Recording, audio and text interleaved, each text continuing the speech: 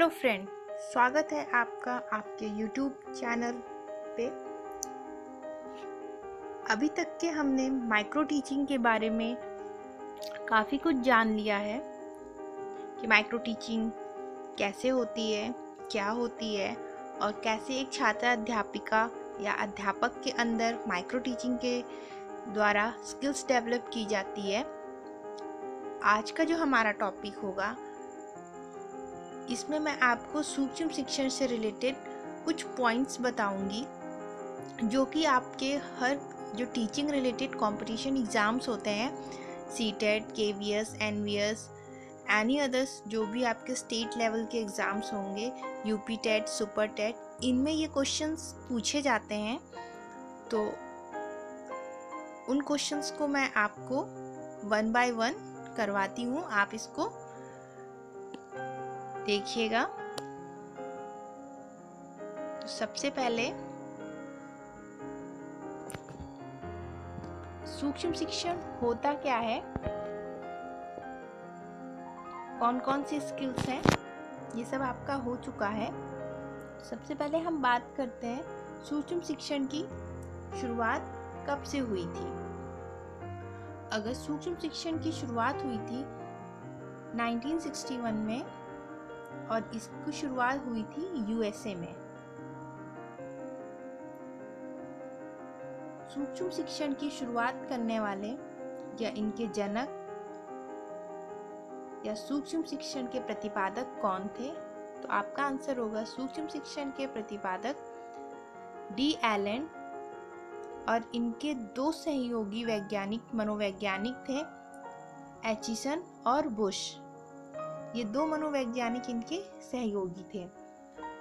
सूक्ष्म शिक्षण का जनक डी एलन को कहा जाता है। ये क्वेश्चन पूछा गया है सीटेट के एग्जाम में। और एक बार माइक्रो टीचिंग की शुरुआत कब हुई थी, ये क्वेश्चन आपका यूपी टेट के एग्जाम में प्रीवियस ईयर पेपर में पूछा जा चुका है। हो सकता है कि आने वाले एग्जाम्स में ये पूछा जाए कि इसकी शुरुआत कहाँ पर हुई है।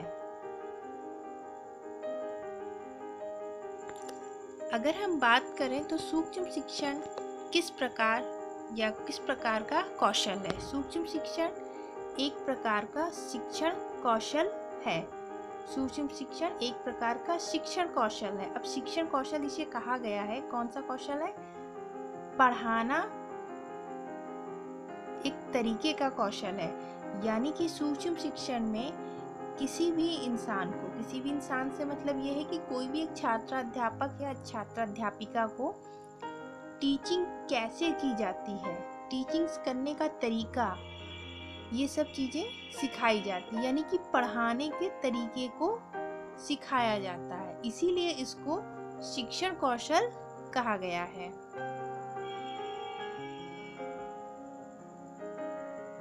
सूक्ष्म शिक्षण का जो पहला प्रयोग हुआ था वो आपका कहाँ पर किया गया था, ये क्वेश्चन भी पूछा जा चुका है। सूक्ष्म शिक्षण का जो पहला प्रयोग हुआ था वो स्टैनफोर्ड विश्वविद्यालय में किया गया था और स्टैनफोर्ड विश्वविद्यालय आपके अमेरिका में है। अब अगर ये हमें पता है कि पहला प्रयोग पूरे वर्ल्ड में अमेरिका में हुआ, तो भारत में इसका पहला प्रयोग कब किया गया?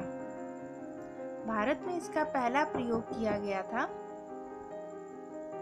वो इसमें मैंने लिखा नहीं है, बट इसका पहला प्रयोग हुआ था इलाहाबाद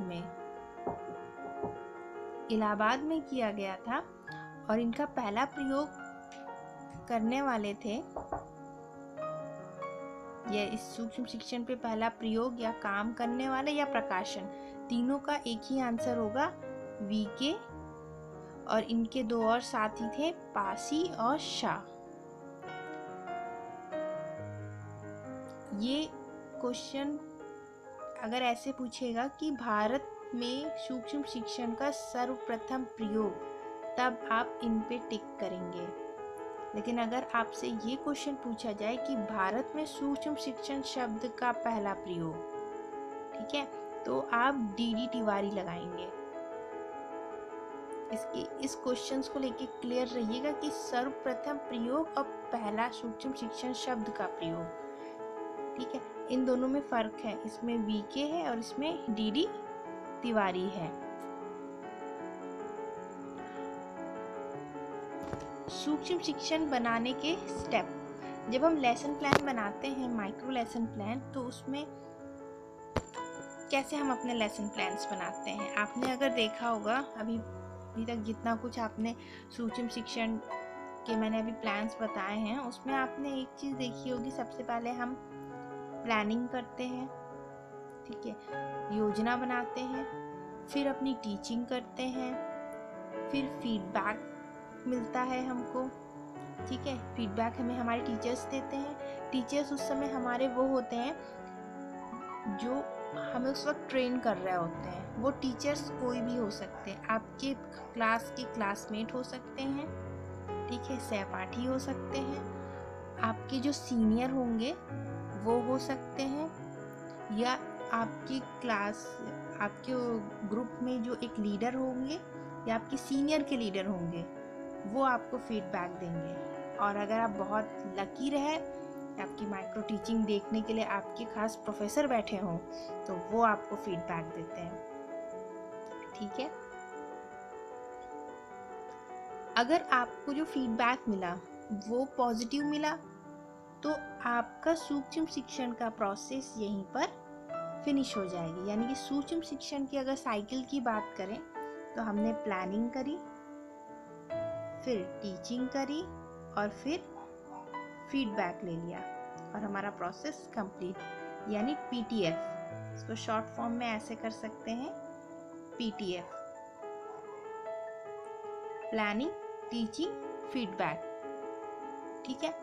अगर हमारा कमेंट निगेटिव आया, तब हमारा सूक्ष्म शिक्षण यहाँ पर कंप्लीट नहीं होगा। अब इसके आगे हमें क्या होगा,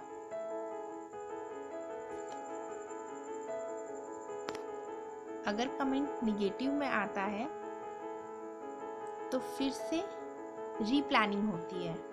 रीप्लानिंग मतलब आपके टॉपिक्स को, जो आपने टॉपिक लिया है और जो स्किल आपने चुनी है, ठीक है, 5 स्किल्स में से किसी भी एक स्किल्स में अगर निगेटिव आता है, जो स्किल आप वहाँ उस समय टीचर्स के सामने प्रेजेंट कर रहे हैं, अगर उसमें निगेटिव कमेंट आते हैं, तो आपको फिर से वही लेसन प्लान फिर से बनाने को कहा जाएगा। उसी को ही हम बोलते हैं री प्लानिंग। शॉर्ट फॉर्म में आरपी करके भी आप तैयार कर सकते हैं, ठीक है। उसके बाद सेम वही चीज, हर चीज फिर री हो जाएगी। यानी कि अभी तक सिर्फ अभी तक आपने प्लानिंग करी, टीचिंग करी और फीडबैक, और इसी के आगे आपका आर लग जाएगा, री प्लानिंग, री टीचिंग और फिर से आपका री फीडबैक। इस पूरे प्रोसेस को अगर देखा जाए तो आपके 36 मिनट का होता है ये पूरा प्रोसेस। यानी कि हर एक स्टेप के लिए, यानी माइक्रो टीचिंग के हर एक स्टेप के लिए आपके पास पूरा स्टेप 36 मिनट का होता है। अब आप कहेंगे हम लोग तो टीचिंग 5 to 7 ही मिनट करते हैं, तो वो जो पॉइंट होता है ना, वो यहाँ पर होता है, ये वाला पॉइंट, कि हमने जितने भी उसमें लिखे हैं उसमें टीचिंग तो 5 to 7 मिनट लिखी है, तो वो हमने ये वाली चीज़ लिखी है कि ये 5 to 7 रहती है, ठीक है। पढ़ाने का जो टाइमिंग होता है वो 5 to 7 होता है। बाकी जो प्रोसेस होता है वो आपका धीरे धीरे होता है। जैसे आप पढ़ा लिए 5 to 7 मिनट, फिर 6 मिनट वो लेंगे जो आपके फीडबैक जो आपको देंगे। फिर अगर आपका निगेटिव कमेंट आता है तो आपको फिर 12 मिनट तो मिलेंगे ही ना आपको, क्योंकि ये कोई 6 मिनट का काम तो है नहीं कि प्लान फट से बनाया और जा करके दिखा दिया। 12 मिनट आपको दिया जाएगा माइक्रो प्लान फिर से बना के लाने के लिए, ठीक है। फिर आपको फिर टीचिंग होगी 5 to 7 मिनट की, यानी 6 मिनट की, ठीक है। फिर आपको फीडबैक के लिए टीचर 6 मिनट टाइम लेगा, 6 मिनट तो लगता ही है। आपको देखेंगे, फिर लिखेंगे आपकी कॉपी में कमेंट्स, तो पूरा प्रोसेस हो गया 36 मिनट का। इससे रिलेटेड क्वेश्चन कैसे पूछा जाएगा? आपसे पूछा जाएगा कि सूक्ष्म शिक्षण बनाने का जो सेकंड स्टेप क्या होता है, या फिर पूछेंगे कि फर्स्ट स्टेप बताइए, या पूछेंगे टोटल कितने मिनट का होता है सूक्ष्म शिक्षण, पूरी जो प्रोसेस होती है उसको बनाने की वो कितने मिनट्स की होती है, पूरा फीडबैक वगैरह के साथ, तो 36 मिनट की। ऐसे आप पूछा जा सकता है क्वेश्चन।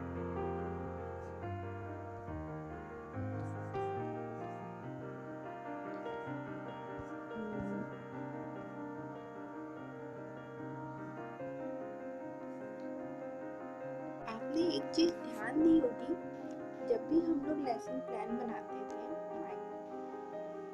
तो हम कुछ सामान्य उद्देश्य और कुछ विशिष्ट उद्देश्य भी लिखते थे कि नहीं?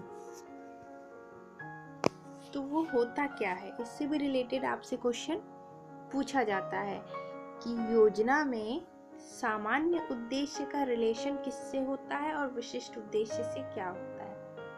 अब इसको ऐसे समझिएगा, आप लोग जब अपने लेसन प्लान बनाते हो ना, तो ऊपर के जो 6 पॉइंट लिखते हो, डेट, सब्जेक्ट, टॉपिक, लिखते हैं कि नहीं?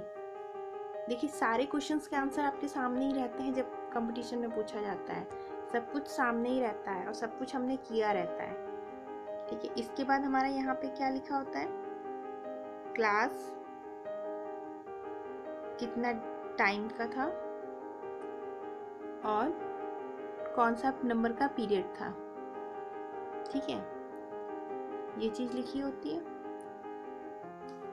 सामान्य उद्देश्य का रिलेशन हमेशा आपके सब्जेक्ट से होता है, यानी कि विषय से। इसको ऐसे कर सकते हैं, सामान्य उद्देश्य हमारे जो होते हैं वो एस से रिलेटेड होते हैं। स यानी एस, और एस का रिलेशन एस से रहता है। सामान्य उद्देश्य यानी एस से रिलेटेड रहते हैं हमारे। यानी कि अगर हम बच्चों को मैथ्स पढ़ाना चाहते हैं तो हमारा सामान्य उद्देश्य मैथ्स होगा। ठीक है, विशिष्ट उद्देश्य हमारा टॉपिक से होता है, यानी कि जो हमारा प्रकरण होता है, प्रकरण से, कि हम कौन सा टॉपिक पढ़ाना चाहते हैं। जैसे अगर हम बच्चों को कोण पढ़ाना चाहते हैं तो हमारा विशिष्ट उद्देश्य कोण होगा और सामान्य उद्देश्य हमारा गणित होगा।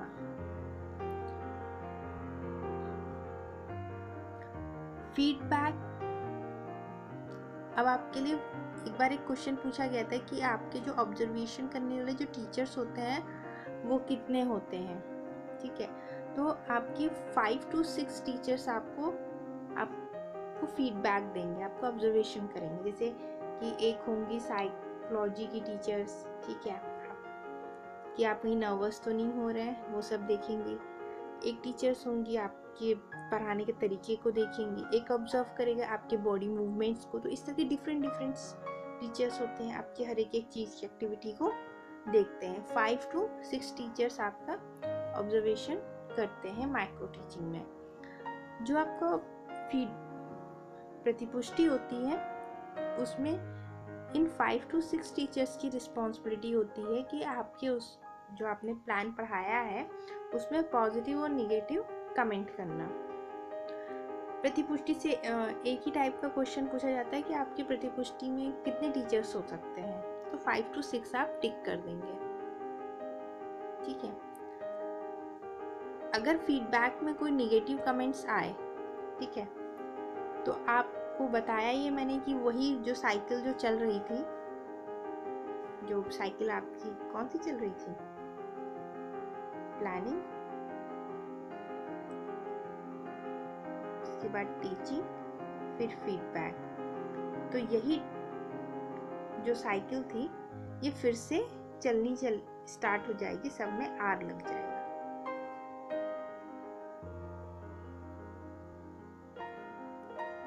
और अगर पॉजिटिव कमेंट आ जाएगा तो आपका सूक्ष्म शिक्षण वहीं पर फिनिश हो जाएगा। निगेटिव में फिर से आर स्टार्ट हो जाएगा, वही PDF में फिर से स्टार्ट हो जाएगी। ठीक है, अगर आप निगेटिव कमेंट आ जाएगा, पॉजिटिव आ जाएगा तो PDF ही चलेगा। देखिए, इसमें अभी तक जितना मैंने पढ़ा है ना, उसके शॉर्ट में मैंने क्वेश्चंस लिख दिए कि सूक्ष्म शिक्षण का प्रथम सोपान क्या होता है? योजना बनाना होता है। सेकंड में हम क्या करेंगे? सेकंड सोपान हमारा शिक्षण होता है, टीचिंग कराना। लास्ट हमारा क्या हो जाएगा? प्रतिपुष्टि या फीडबैक।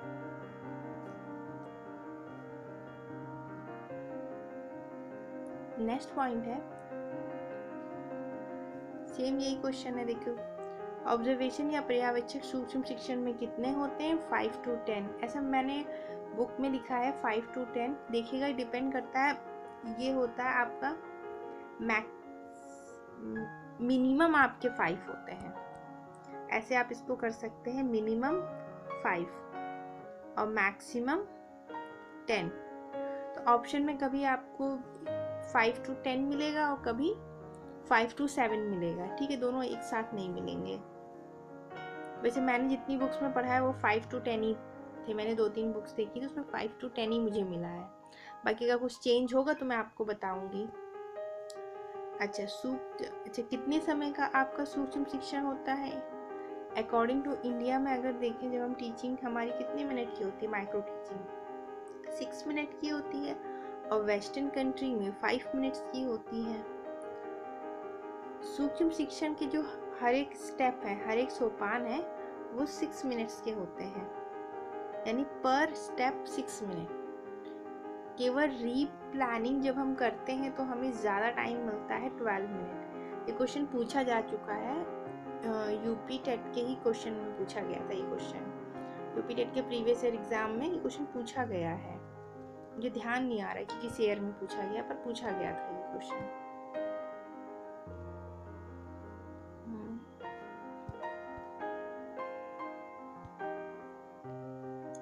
आइए अब जानते हैं सूक्ष्म शिक्षण की विशेषता क्या होती है।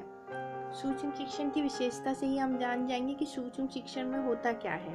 ठीक है, सूक्ष्म शिक्षण जो होता है, आपने देखा होगा कि 5 to 6 मिनट में ही आप टीचिंग करते हैं। ठीक है, पूरा प्रोसेस तो 36 मिनट का होता है, लेकिन टीचिंग केवल 5 to 6 मिनट की है। यानी कि आपको जो पढ़ाने का काम होता है वो बहुत ही कम समय के लिए होता है, बहुत ही कम समय होता है। आपको जो पढ़ाने का काम होता है वो 5 to 7 मिनट में आपकी टीचिंग कंप्लीट हो जाती है। शिक्षण की मैं सिर्फ बात कर रही हूँ, प्रोसेस की नहीं कर रही हूँ पूरी। सेकेंड, आप देखिए, छात्रा अध्यापिका के शिक्षण कौशल को इम्प्रूव किया जाता है। यही चीज़ हमने आपको हर स्किल्स में, जब मैं पढ़ा रही थी तो मैंने यही चीज़ कई बार बोली है कि आपकी स्किल्स को इम्प्रूव किया जाता है, और यही स्किल्स आपकी माइक्रो टीचिंग में इम्प्रूव की जाती है। और अगर माइक्रो टीचिंग में आपकी स्किल अच्छे से डेवलप हो गई तो फाइनल प्लान में ऑटोमेटिक ही डेवलप हो जाती है। तो आपकी स्किल्स को डेवलप करने का प्रोसेस शुरू हो जाता है माइक्रो टीचिंग में। तो छात्राध्यापिका मतलब आपको मैंने कई बार बता रखा है, जो बीएड कर रहे होते हैं या टीचिंग से रिलेटेड कोर्स कर रहे होते हैं, ठीक है, उनसे मतलब वो कैसे पढ़ाएंगे, उनके अंदर शिक्षण कौशल को डेवलप किया जाता है। थर्ड विशेषता अगर देखें तो सूक्ष्म शिक्षण एक विशेष प्रकार का शिक्षण कौशल है। ये मैंने आपको पहले बार में ही बता दिया था कि सूक्ष्म शिक्षण का मतलब क्या होता है, छोटी छोटी चीज़ों को देखना। तो ये छोटी छोटी चीज़ों को आपको पढ़ाने के छोटे छोटे तरीके बताए जाते हैं। तो यानी कि जब पढ़ाने के तरीके बताए जाते हैं तो ये एक शिक्षण कौशल है। सूक्ष्म शिक्षण के जब एकदम किसी चीज़ को हम बारीकी से सीख रहे होते हैं तो वो एक कहीं ना कहीं एक प्रकार का वैज्ञानिक दृष्टिकोण अपने साथ उसका रहता है। तो यह एक वैज्ञानिक दृष्टिकोण बताता है कि सुधार कैसे करना है। होता है कि नहीं, हमारे टीचर्स हमें कमेंट करते हैं, अगर हमने चार्ट पेपर को अच्छे से नहीं बनाया, मिनिएचर्स को अगर हमने श्यामपट्ट में हा को ऐसे लिख दिया, तुरंत हमें फीडबैक मिलता है कि अपनी राइटिंग इम्प्रूव करिए, या ब्लैक बोर्ड में श्यामपट्ट कार्य आपका सुंदर नहीं है, तुरंत आपका सुधार मिल गया। और ये एक वैज्ञानिक दृष्टिकोण होता है कि अगर आपकी लिखावट सुंदर होगी तो आपके मन के बारे में पता चलता है। ऐसा कहा जाता है कि लिखावट अच्छी तो आपके मन में क्या है वो कई चीज़ें आपकी लिखावट आपकी बता देती है। ठीक है, साइकोलॉजी सब्जेक्ट्स आप बीएड में पढ़ रहे हैं तो ये सब साइकोलॉजी में ही चीज़ें बताई जाती हैं। ठीक है, तो ये एक तरीके का साइंटिफिक दृष्टिकोण रखता है कि नहीं, आपको किस टाइम पे क्या करना चाहिए। कभी कुछ ऐसे टॉपिक्स होते हैं जिन्हें हम नॉर्मली नहीं पढ़ा सकते हैं, तो हम नई नई टेक्नोलॉजी यूज़ करते हैं, तो ये भी एक वैज्ञानिक दृष्टिकोण के ज़रिए। तो सूक्ष्म शिक्षण में यही किया जाता है कि आपके वैज्ञानिक दृष्टिकोण को बताता है। इसमें अगर आप कोई चीज़, सूक्ष्म शिक्षण में क्या होता है कि तत्कालीन सुधार करता है, हम लोगों को रीप्लानिंग करने को कहा जाता है, फिर वही प्रोसेस होता है रीटीचिंग, फिर आपका रीफीडबैक हो जाता है। यानी कि पीटीएफ का जो प्रोसेस होता है वो तब तक चलता है जब तक पॉजिटिव पीटीएफ नहीं मिल जाता। अगर निगेटिव मिला तो यही आर में कन्वर्ट हो जाता है। ठीक है, इसको ऐसे ही आप शॉर्ट फॉर्म में तैयार कर लीजिएगा, पीटीएफ। ठीक है, पीटीएफ निगेटिव तो सब में आर लग गया, आरपी, आरटी, आरएफ, और जब तक पॉजिटिव नहीं आ जाता। यानी कि आपको तुरंत फीडबैक मिल रहा है। आपने कुछ गलत किया, तुरंत, मैंने जैसे बताया है कि अगर श्यामपट्ट में आपने अच्छा नहीं लिखा तो तुरंत आपको टोक दिया जाएगा और तुरंत आपसे कहा जाएगा कि आपका प्लान पूरा काट दिया जाएगा और कहा जाता है कि जा करके फिर से बनाइए। यानी तुरंत छात्रा अध्यापिका अध्यापक को तुरंत सुधार करने को कहा जाता है। ये सिर्फ राइटिंग के लिए नहीं, हर चीज़ के लिए। अगर आपने हाथ में चौक लेके पढ़ा रहे हो, तुरंत टीचर्स आपसे कहते हैं नहीं, आपको पढ़ाना तो चौक डेस्क पे रख के पढ़ाइए। अगर आप हाथ बहुत ज़्यादा हिला रहे, हाथ के मूवमेंट्स आपके बहुत ज़्यादा चल रहे हैं, तुरंत टीचर फीडबैक देता है। अगर आप ब्लैक बोर्ड में बार बार हाथ लगा के टॉपिक्स को बता रहे हैं, तुरंत आपको फीडबैक दिया जाता है कि स्टिक यूज़ करिए। तो ये आपको तुरंत सुधार करने को कहा जाता है।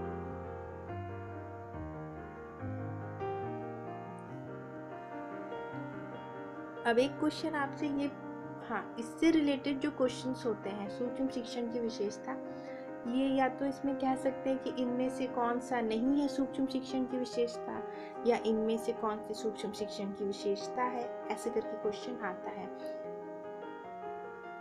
ठीक है, तो आपको बस अपना जो कॉन्सेप्ट मैंने आपको इसमें पढ़ाते टाइम बताया है ना, बस उन्हीं कॉन्सेप्ट्स को ध्यान रखना। और जब भी आप क्वेश्चंस करें पेडालॉजी या सीटेट के, तो एज अ टीचर कभी भी नहीं सॉल्व करना चाहिए आपको पेडालॉजी के question, as a student solve करना चाहिए। तो आप यकीन मानिए, अगर आपके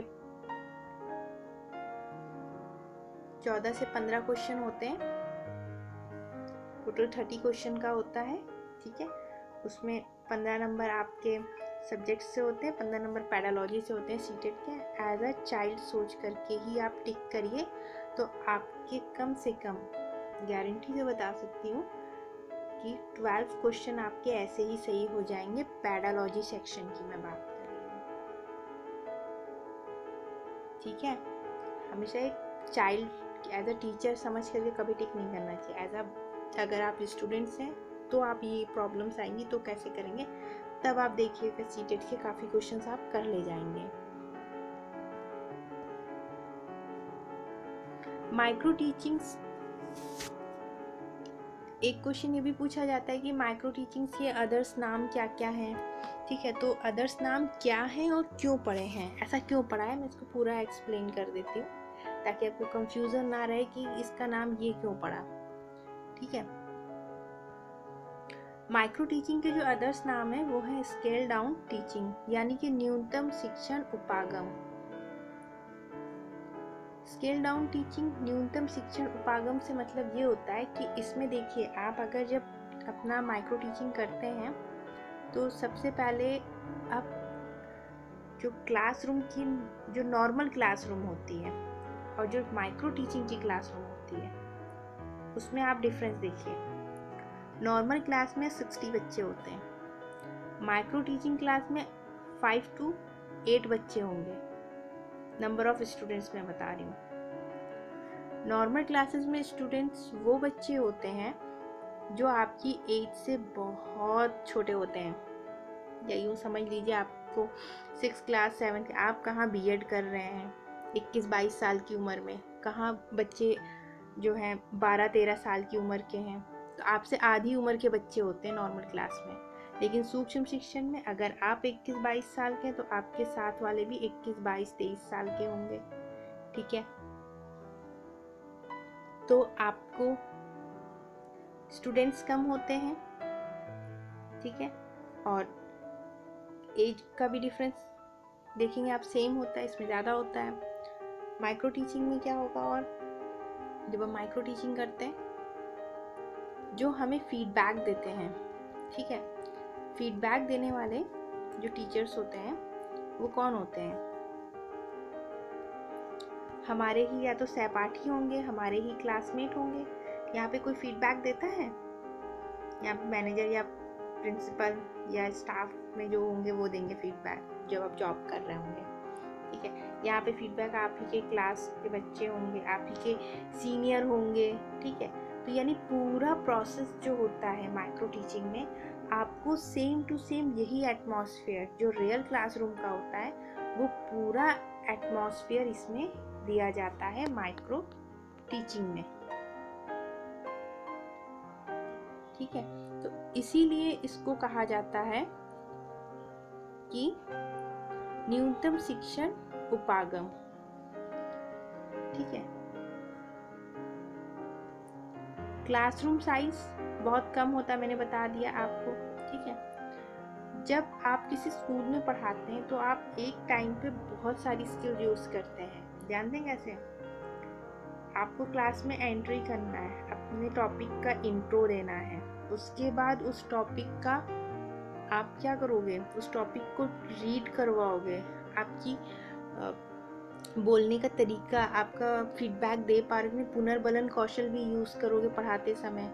उसके बाद आपका श्यामपट भी होगा उसमें, फिर आपका जो गृह कार्य वगैरह, मतलब सारी स्किल्स, आपकी टीचिंग के मेथड, ये सब आप रियल क्लासरूम में करते हो। लेकिन माइक्रो टीचिंग में क्या होता है कि आप या तो इंट्रो कर रहे हैं तो आप इंट्रो ही करेंगे,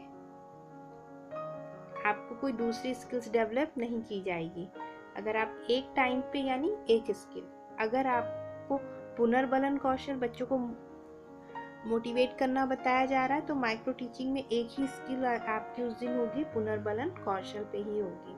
उद्दीपन परिवर्तन अगर वो करवा रहे हैं तो आपकी टीचिंग, आपके नॉर्मल बिहेवियर में आपको चेंजेस करने को कहा जाए तो उद्दीपन परिवर्तन स्किल्स ही करवाई जा रही है वहाँ पर। श्यामपट अगर हो रहा है तो उस वक्त आपका सिर्फ और सिर्फ श्यामपट, आपकी लेखनी पर ही कार्य किया जाएगा कि आप सही लिख रहे हैं या नहीं, आपका इंट्रो, आपका इंट्रोडक्शन आप सही कर रहे हो या नहीं, इसी पे ध्यान दिया जाता है। यानी माइक्रो टीचिंग में एक टाइम पर केवल एक ही स्किल पर फोकस किया जाता है, और इसीलिए इसको वन स्किल्स भी बोलते हैं, ठीक है। तो अगर क्वेश्चन पूछा जाए कि स्केल डाउन टीचिंग का दूसरा नाम, तो माइक्रो टीचिंग, या क्लासरूम साइज कम किसमें होता है, तो माइक्रो टीचिंग में होता है। क्वेश्चन किसी भी तरीके से घुमा के आपको दे सकते हैं वो, ठीक है।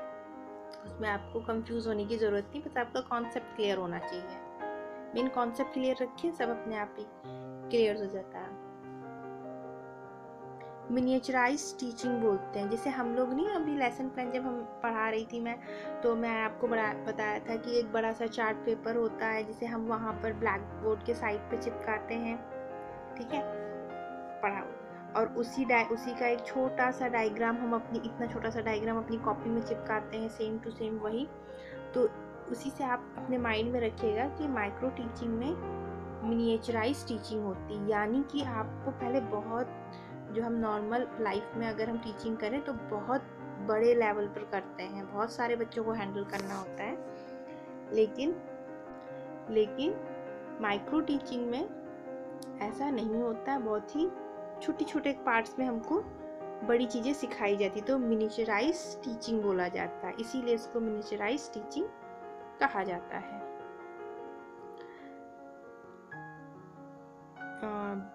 Teaching skills as per Allen ने 14 दे रखी हैं।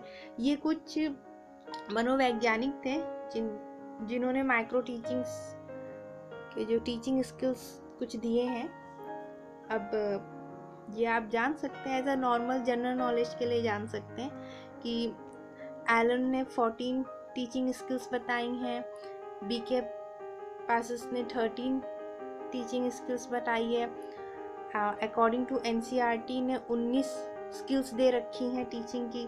ठीक है, तो आपके लिए ऐसा एनसीईआरटी ध्यान पे रखिएगा, एनसीईआरटी ने 19 टीचिंग स्किल्स दे रखी है, 19 टीएस दे रखी हैं। ठीक है, टीचिंग स्किल्स दे रखी हैं।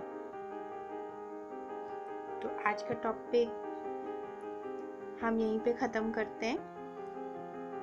ये आपके सूक्ष्म शिक्षण से रिलेटेड कुछ क्वेश्चंस पूछे जा चुके थे प्रीवियस ईयर एग्जाम में, और कुछ सूक्ष्म शिक्षण से रिलेटेड टर्म वो फॉर्मेट मैंने आपको थोड़ा सा बता दिया है कि ऐसे ऐसे मतलब सूक्ष्म शिक्षण के बारे में पूछा गया है।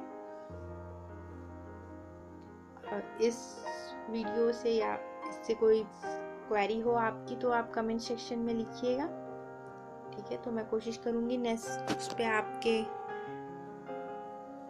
कमेंट्स को सॉल्व कर लूँ, प्रॉब्लम्स जो भी आपकी रहेंगी इस वीडियो से रिलेटेड। ठीक है, नेक्स्ट वीडियो जो आपको अगर कुछ और क्वेश्चंस होंगे इसके मुझे मिलेंगे तो मैं वो डाल दूँगी इसी में। लेकिन मुझे लगता है कि अब सूक्ष्म शिक्षण टॉपिक्स मतलब पूरा क्लियर हो चुका है आपका, सब कुछ तो इसमें हो गया है। सूक्ष्म शिक्षण क्या होता है ये सब भी बता चुकी हूँ, उसकी विशेषता, इससे रिलेटेड क्वेश्चंस भी मैंने करा दिए हैं, फॉर्मेट भी हो चुके हैं, सारे स्किल्स भी बता दिए हैं। तो अब तो नहीं लगता कि कुछ रह गया, लेकिन अगर आपको फिर भी लगता है कोई चीज़ रह गई है तो आप नीचे कमेंट सेक्शन में लिख लीजिएगा, मैं उस पर लेके वीडियो आपको दे दूँगी। ठीक है, अब जो नेक्स्ट वीडियोस आपके अपलोड होंगे वो फुल लेसन प्लान्स के होंगे। ठीक है, तो उसमें मैंने आपके 4 सब्जेक्ट्स के ही मैं आपको प्रोवाइड कराऊंगी, इकोनॉमिक्स, कॉमर्स, मैथ्स और साइंस। ठीक है, तो मैं आपको बता दूं मैथ्स और साइंस का फॉर्मेट थोड़ा आपको बताना पड़ेगा मुझे। कॉमर्स और इकोनॉमिक्स का तो मैंने बता ही रखा है। ठीक है, तो एक एक करके वो वीडियो मैं आपको फुल लेसन प्लान का ले आऊँगी, उसमें मैंने बताऊँगी कि कैसे पढ़ाना है आपको और कैसे आपको अपनी फाइल में बनाना है। ये सब हम उसमें आपको मैं बताते हुए करवा दूँगी। Thank you.